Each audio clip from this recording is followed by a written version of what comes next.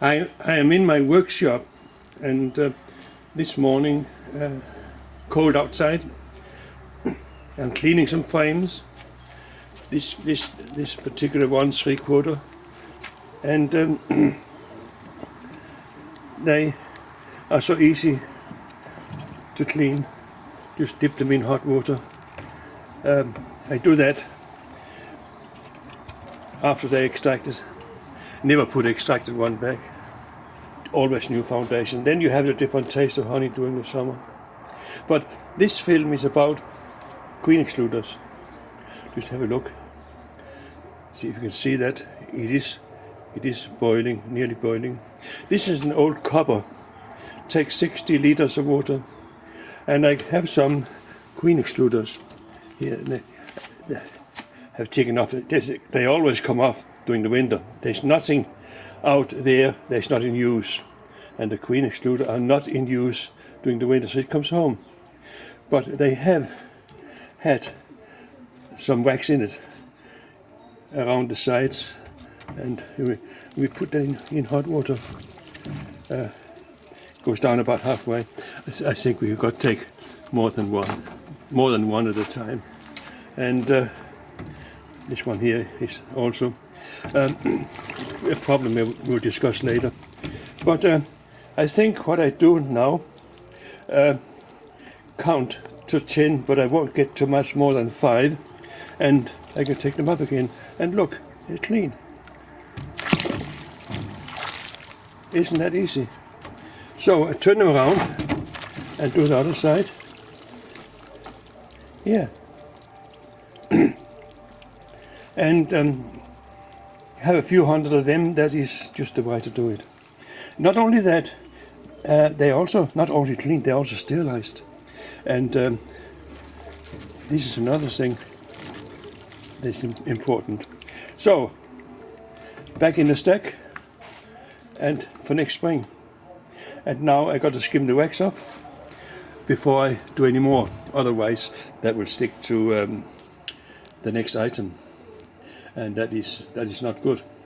So pause. Hello.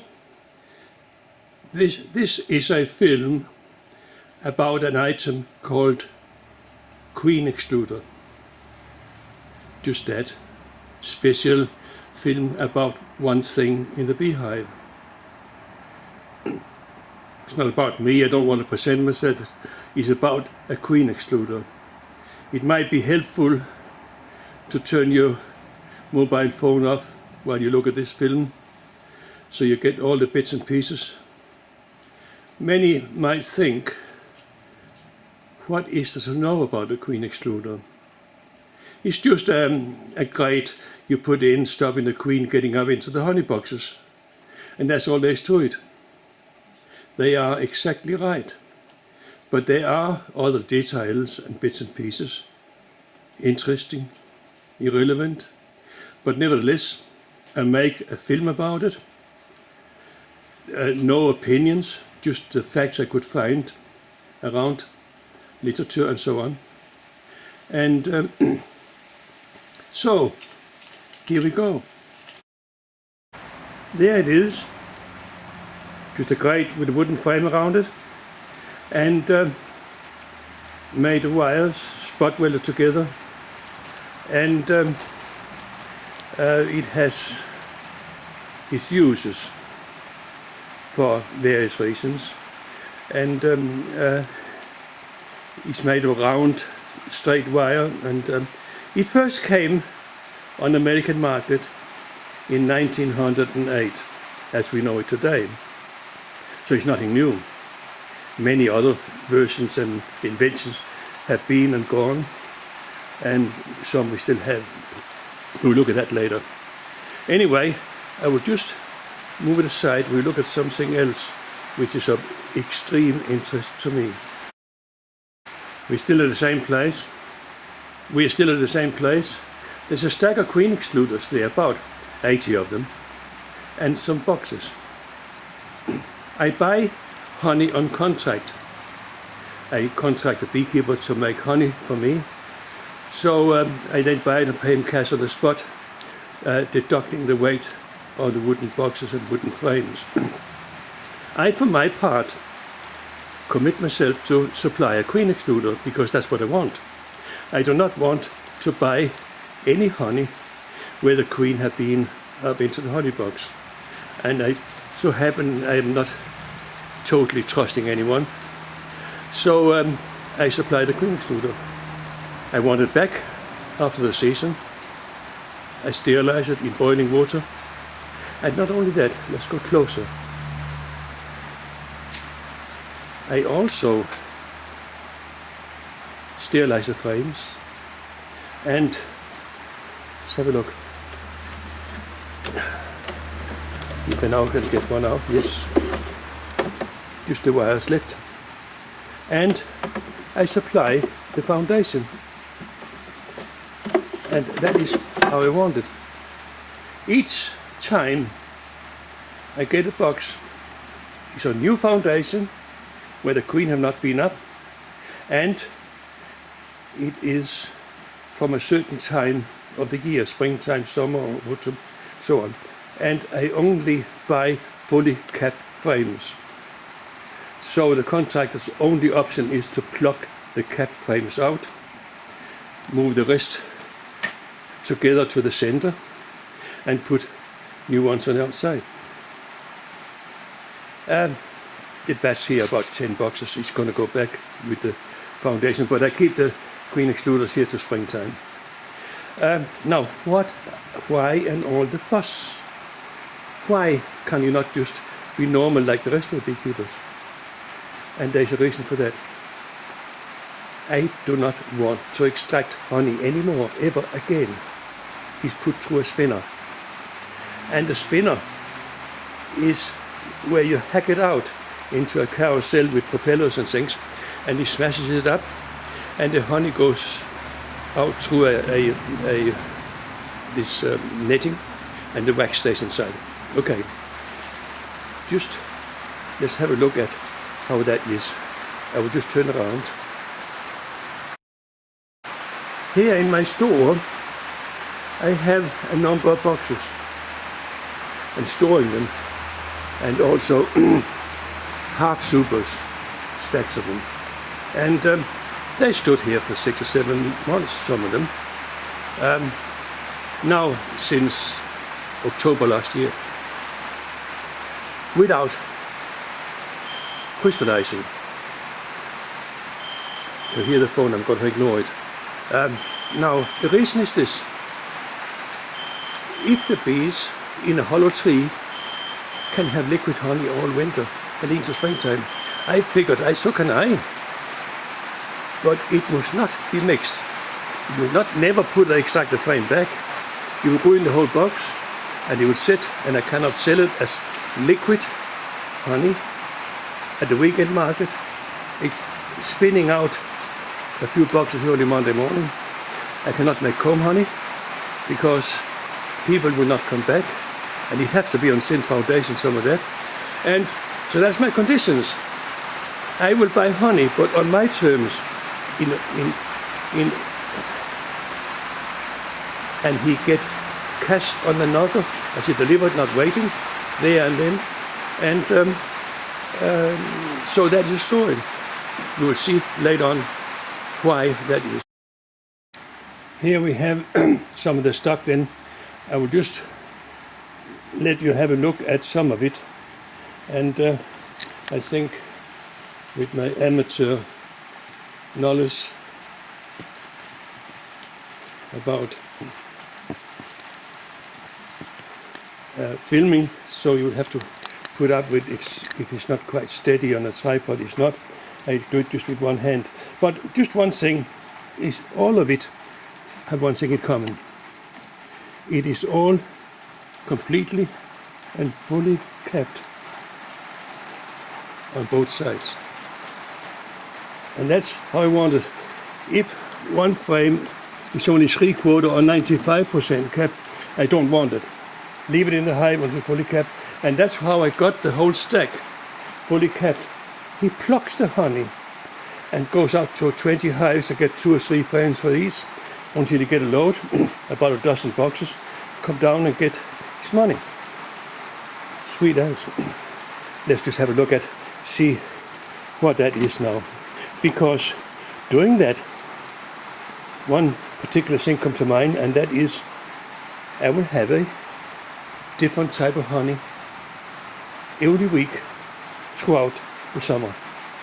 And it still stays here in the wintertime. I can use it at my leisure to the weekend market. I'll just try with this little tool here, hold up the light and see here. You can see it. You can see the wires through it. It's quite clear. Probably clover, I don't know. You can taste it as well. But let's try another one.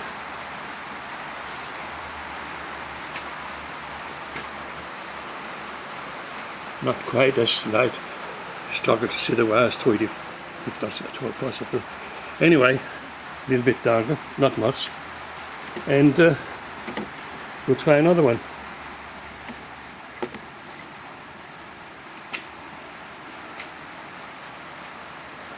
It's darker again, much darker. There's something there, but it's empty cells. It doesn't matter if it's empty cells, but not liquid ones. Anyway, there's something there I'm not quite considerably happy about it. And the next frame revealed what has happened. He's cheating me. Yeah. Look at this. Something has happened to this frame. It comes from below the queen excluder and is fully capped. But one thing for sure, I cannot spin that in my spinner. And another much more dramatic thing is it will work as a seeding agent on the rest of the batch we do for that week. And that is my advantage over supermarket, having runny honey, liquid honey all the time.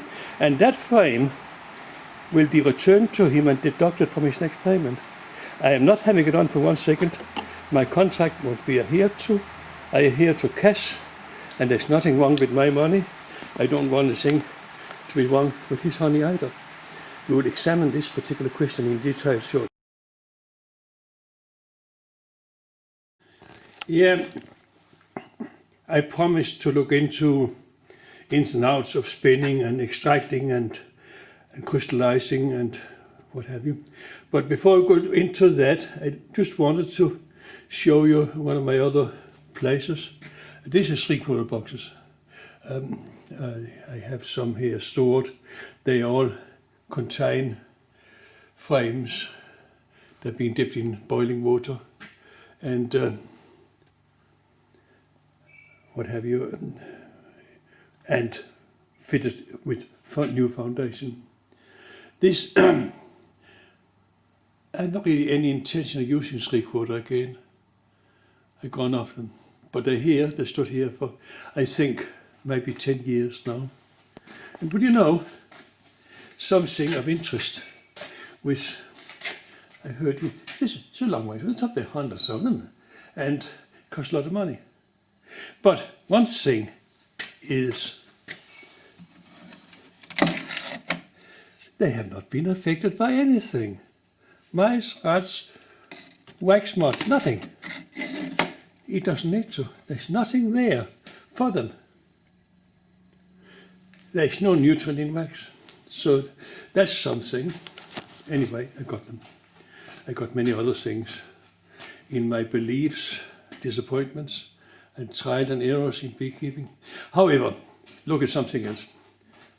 Queen excluders. That's what this film is about.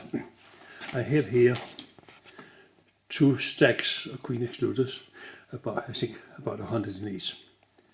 Not quite enough for what I wanted, but anyway, all of these queen excluders have also been dipped in boiling water. Different sorts. Here's one with some metal fittings where the wires run through. Here's another one, spot welded. This I think is the most normal one by now. Anyway, and I do put out a bit of rat poison. But anyway, one thing is common between my need, absolute, undisputable need for queen excluders in my beekeeping is not only liquid runny honey versus spreadable or crystallized, what do we call it, and my advantage in that market, but also comb honey. That is a whole section by itself, and there my disappointments and trials and errors and money losses over the years have been absolutely fantastic. You got no idea what I have been through and tried and believed. Right back in the 1800s, these section honey was invented.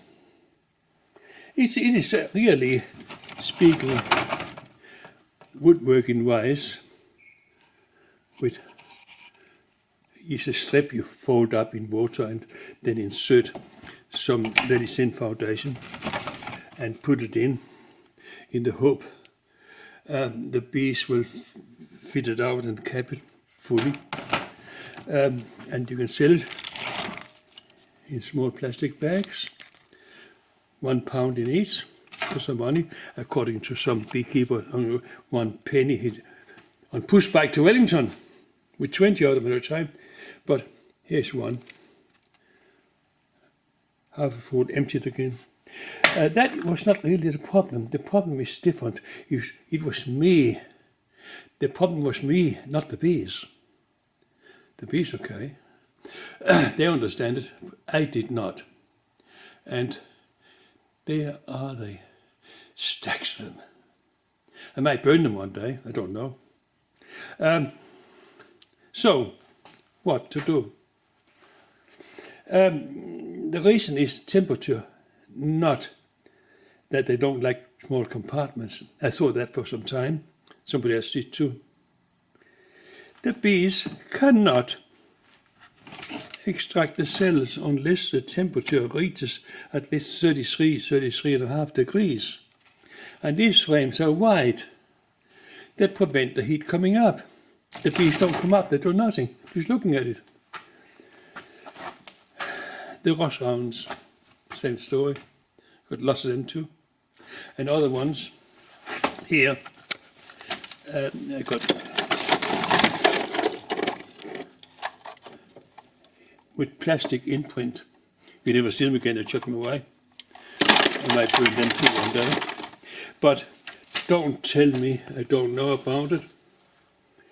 I do have lots of it, and it is no good. Don't even dream about it. It will not work. So many books talk about it. Practical Beekeeping New Zealand talk about it. Only for experienced beekeepers. I dispute that. Only for lucky beekeepers. And then, before later on, they will have to decide it's no good. You might succeed if you only have a number of these frames in a half super and normal half frames in others. And when they do get up and get started, they go sideways and fill your sections too. But otherwise, I would not go near it ever again. It does not work. So what? What do I do now? I do half supers with 10 half frames and a queen excluder. Queen excluder also with a lot, but then it works, provided there's only a queen excluder and 1 half super on the hive, nothing else. Don't get tempted into, you can put another one just in case you cannot reach the temperature required fast enough, so therefore nothing will happen. On top of that, there is always another unknown factor, and that is the weather and where you have your beehives, the fauna, the flowers and what have you is there. These two things also have to come into it, otherwise nothing will happen anyway. Pause.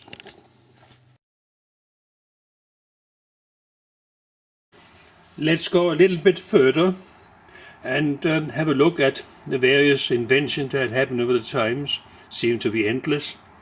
Some good, some completely useless. Anyway, here's a few examples I've found in my research. Let us read about it. Combination of wood and metal with cast metal holding the wires in perfect place. 5 to 7 bee spaces and a piece of wood all the way across the excluder. We'll have a look at the next one.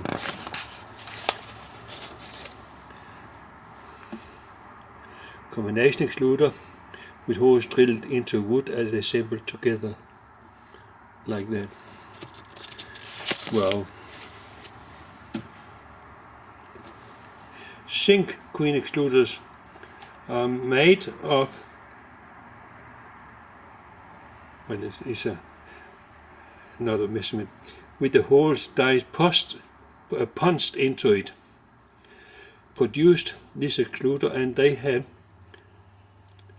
also one just like it, made of 0.40 tough vinyl plastic produced by the same die presses. Okay. Produced of all wood excluder, cremated on a table saw and put together without too much trouble. Most people who have the equipment would prefer metal because it won't warp.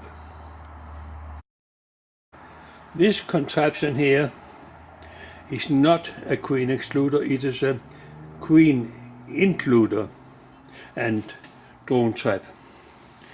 What it is, it put in front of the hive, if you can see, and the bees can get through the netting just like a queen excluder, but the drones and the bees and the queen can't. Now, when that is, how can I put it, have been perfected, the drones or whatever can then be killed if you don't want them, or if the queen get in there when they're swarming, you can simply hang that thing up in a nearby bush and the whole swarm will cluster around it and you hive it like that. That was the idea. I got 3 or 4 of them and inherited, and I think I come to the same conclusion as in the book I read about it. It was interesting and a lot of trouble, and most times you weren't there when it was needed. So many people waste their money buying it, and now you have it as a curiosity. Interesting. Huh?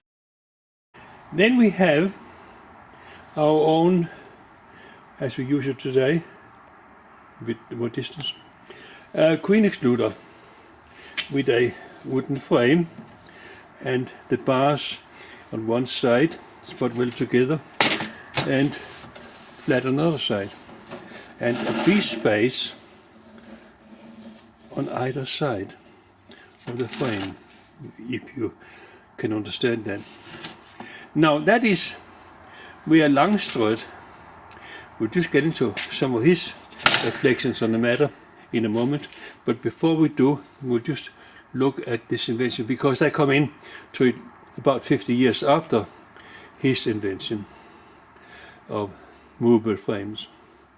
Now, if we look at the Langstrøm hive as the one we have today, here, look, it's flush with the box, completely, both ends, so a bit dirty, but they are flush with the box all the way around, and that is completely convenient. When you put a queen excluder on, we have that bee space over the top of the bars all the way. Bees have free access 100%. Nothing can be criticized about that. But however, there is another side issue which I have been wondering about for some time, and that is the bee space in each super have already been provided in the bottom. Okay, can you see it? There, one bee space. Okay, That is a standard measurement used all over the world. Now if you put a queen excluder on, like this, and put another super on top, we already have a bee space here. We get another one on the next super. That's too much. Bees cannot stand extra space for 1 second. It has to be utilized, and they clog it up totally. Poor. Then we have the plastics. In my opinion, all plastics should be taken out and burnt on the spot. But however, it's a very good invention. Got the right space, the right bee space, and it's light, not cheaper than another one. The wooden frames, nothing rotten. Well, there are things to be said about it. It is resting on the top bars, and it is, if we look closely, cutting some of the spaces into where a bee can't get through. I would think, at a guess, it's probably been reduced in effectiveness about 85%. They cannot be used. So, you put another one on top and you have the bee space from the box there, but the bees are prevented to come up freely as they were with the other one. And one more thing, they cannot be cleaned. You cannot put them in boiling water, they warp. And they have no more things, chains. They no longer queen exclude because the queen can get through. So, out west on the rubbish, then they are a good idea for earning money and for nothing else. Now a different one. That is one I have dipped in boiling water and cleaned, a normal queen excluder. And as you can see, it has the bee space here. And this is something which why didn't I think of that years ago? Because I have made it in a way that the wood is only half the thickness. On this side, it is flush. There is no bee space. So, it's going to be put on like that, with a normal bee space on top of the frames, and nothing after that, because that bee space is already provided for in the next super. You can haggle and argue about as long as you like with any manufacturers and so on. If I'm the only one in the country that won't do it, I have to do it myself.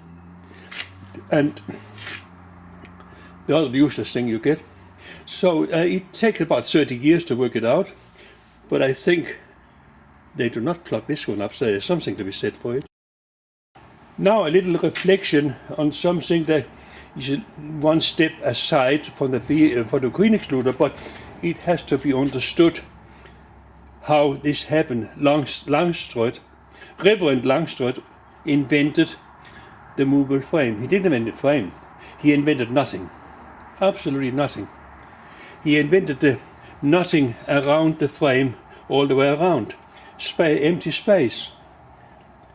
The frames were invented nearly 100 years before that, but they were clamped to the end of the supers, clogged up by the bees, nearly impossible to get apart.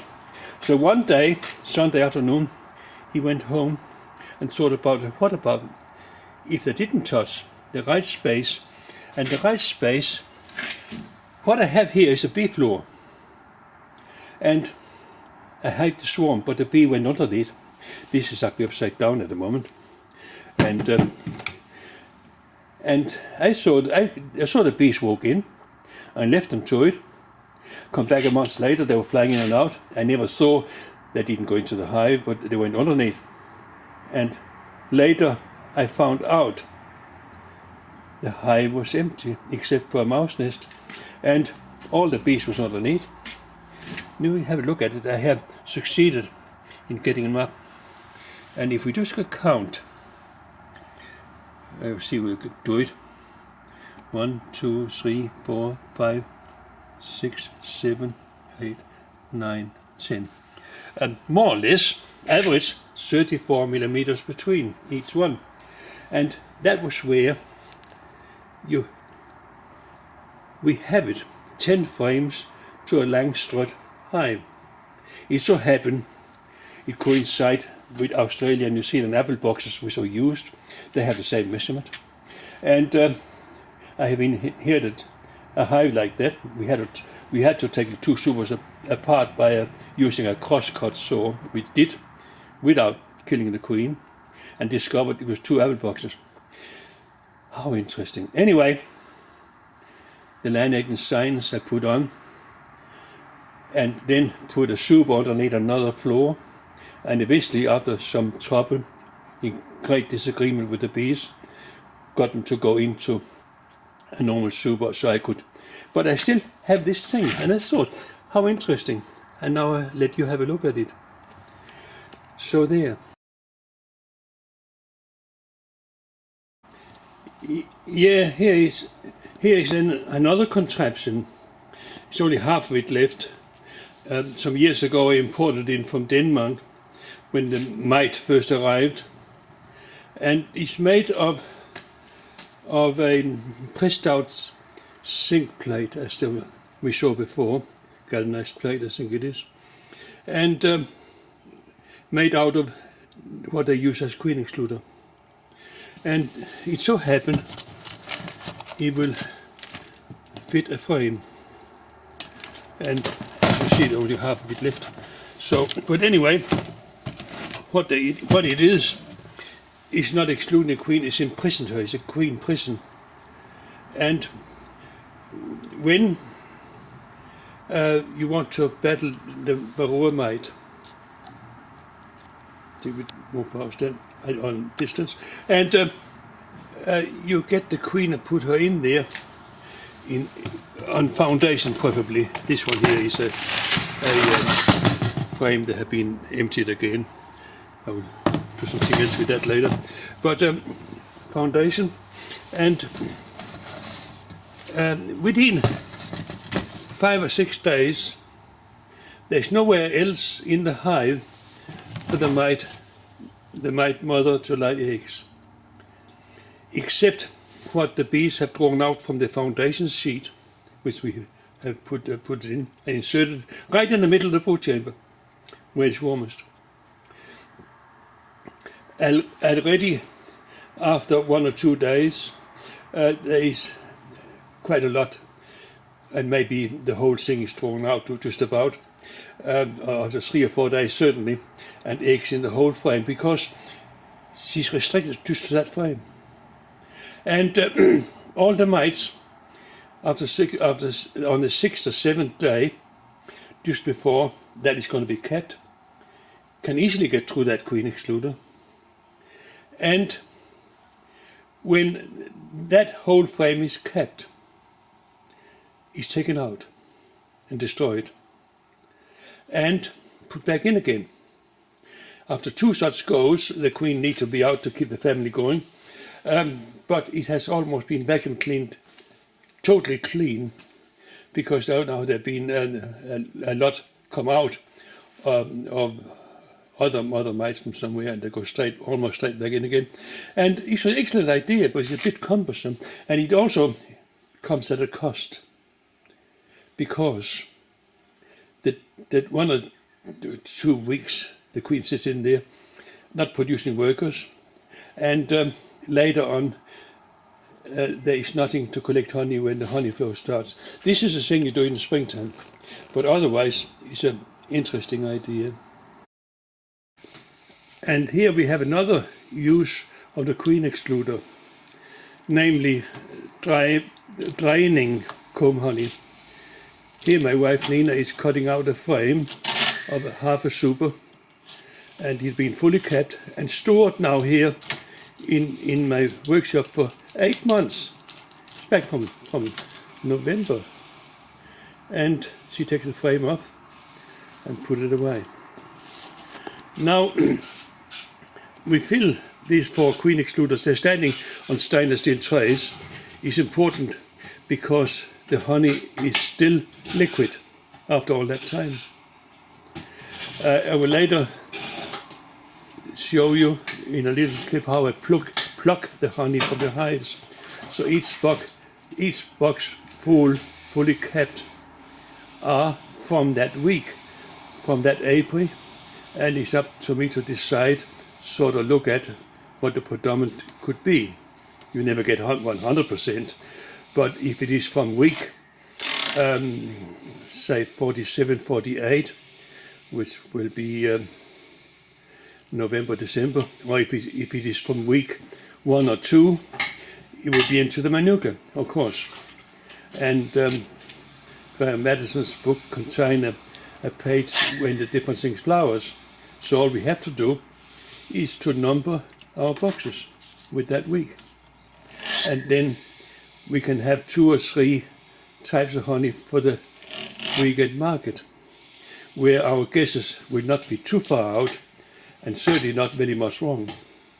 But only the bees know exactly what has happened. Poor. I have assisted a little bit, and these are put in boxes. They're quite sturdy. They will stand air transport. And the weight of them, I cannot decide that some are a little bit thicker than others, but normally if you have 10 frames in a box and band them hard together, it would be fairly even. So we can only put the weight approximately, regardless of any regulations. If anybody wants different, they have to go and see the bees about that. Here comes the second now, also from the same box, and we will have probably 1 queen excluder from each, from a different week, so the customers can have a choice. Somebody thought honey is honey, but when they found out, when they deal with us, they discover it's not quite like that. It's quite different from very blonde and almost transparent color to very dark, and just as many tastes.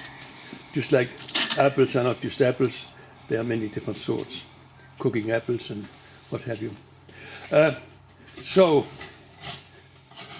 much for that part of it. We'll just see the dryness in them.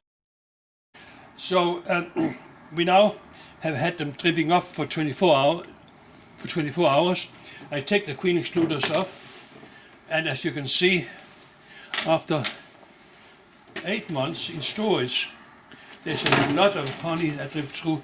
They certainly have not crystallized, and the reason is the frames were sterilized on new foundation, and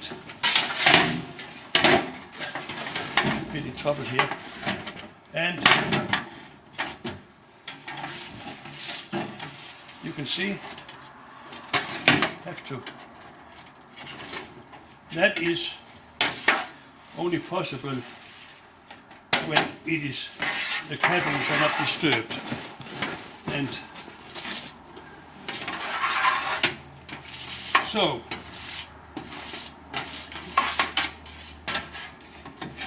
and that is the only way it can be done. Do not extract it, leave it until neat, and we can do it every week with a different taste every week, all year round. I have a little experiment. I will show why I am so concerned about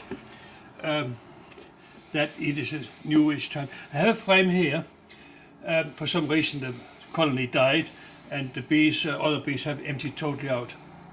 I'll hack a piece out of it and put on this fly screen here and pour hot water on it. It doesn't matter, it can't be used again because it has to be melted down in my system. It could seed in, what do you call, and cause crystallization. So now I will pour some hot water on it and we'll see what will happen.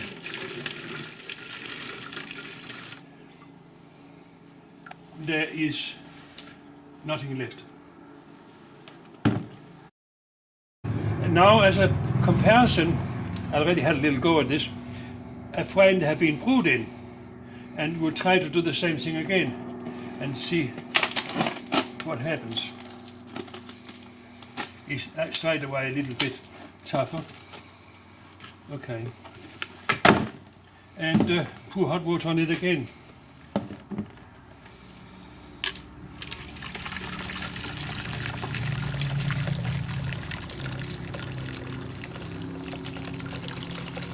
It's surprising that it did not just disappear like the other one did.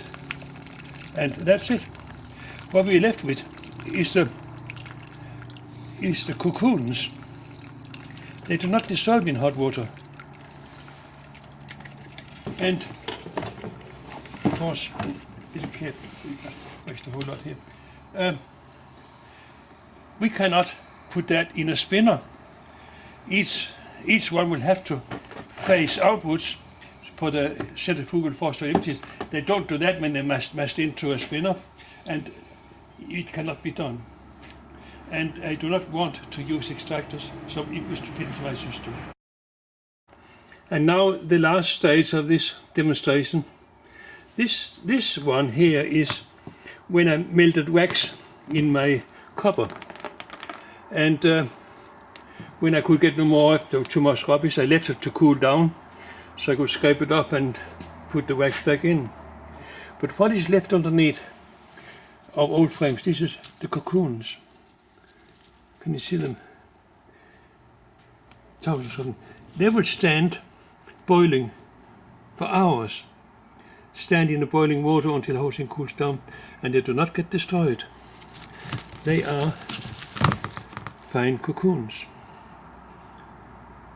And this is what we call a cellulose. The larvae spin around itself like the Chinese silkworm, or indeed another one we have, the wax moth. Their cocoons should also stand boiling water without being destroyed. They're well protected, but they can't stand temperature.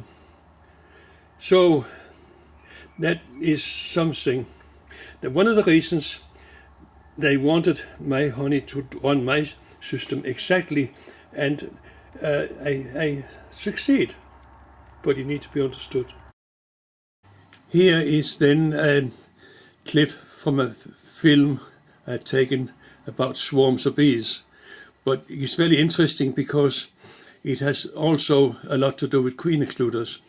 So it was done in Danish, but I'm now filming it from the television and speaking in English. Here, take one frame out and have a look, and yeah, that's okay. That is fully kept. Oh no, put it on the side. Put it on a tray there. Yeah, I'm talking to myself. And we'll just see another one. We are plugging. It's only taking the capped ones. Oh no, that's not ready. Put it back. So try the other way and see. Bit better luck there. Yeah, that's a good one. Fully kept. Just get the bees off. I don't use smoke. I don't use a brush. Just a soot and a hive tool. Nothing else. Because if I use smoke, the uncapped ones get to taste of smoke. And we are trying to make a high quality first class product. And we cannot only do that if it's on foundation and no smoke and not disturbing the bees as little as possible. I stand a bit aside from the front not to disturb the bees coming in and out. And half that box, the bees are working. I don't disturb them either, as much as I can. Now there's something in the bottom there I have to have a look at. And the queen excluder have clogged up. And that was the problem I spoke about before, that there is too much space. So we have to do something about that. I go away and get a queen excluder. I'm always having some extras in the van for that particular purpose. We'll now see and take the old one off in a moment.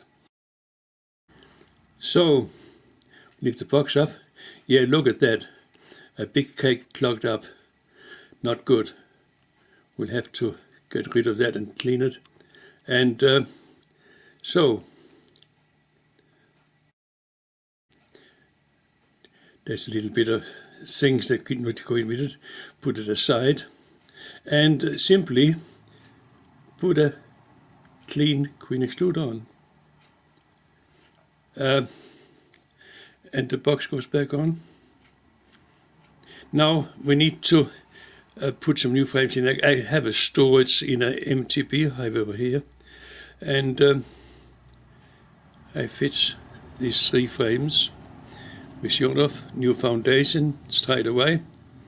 And do you know, some of these are filled up 2 or 3 times. All the hives in this apiary have only a half super on top, nothing else. And there's 10 frames in each, all with new foundation. And all of them are swarms from this year.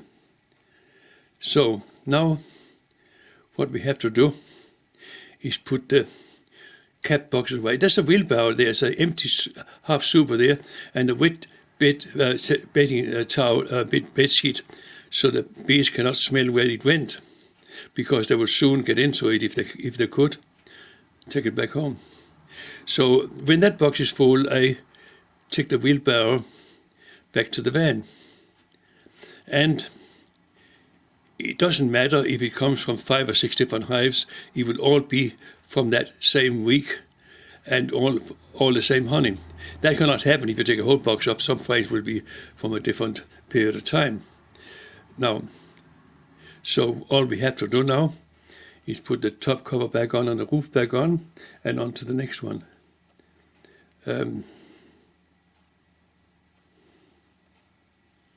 There.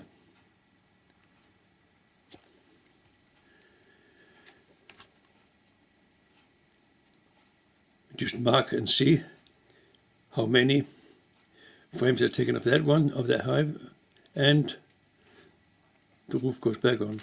And that is how plugging is done. On to the next one.